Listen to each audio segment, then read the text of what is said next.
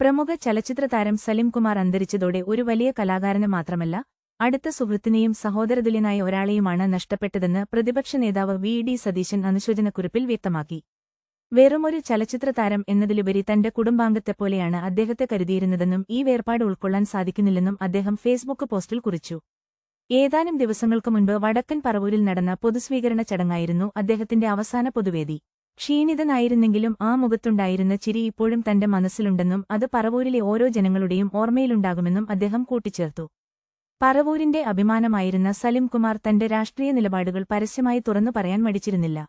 ദാരിദ്ര്യത്തിന്റെ പശ്ചാത്തലത്തിൽ നിന്ന് ഉയർന്നുവന്ന ദേശീയ പുരസ്കാരവും ഓസ്കാർ നോമിനേഷനും വരെ സ്വന്തമാക്കിയ അതുല്യ പ്രതിഭയായിരുന്നു അദ്ദേഹം.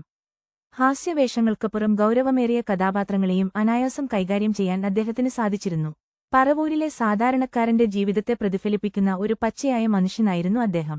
സലിംകുമാറിന്റെ കുടുംബാംഗങ്ങളുടെ ദുഃഖത്തിൽ പങ്കുചേരുന്നതായും അദ്ദേഹം നൽകിയ ചിരിയും സന്തോഷവും എന്നും നിലനിൽക്കുമെന്നും വി.ഡി. സതീശൻ അനുസ്മരിച്ചു.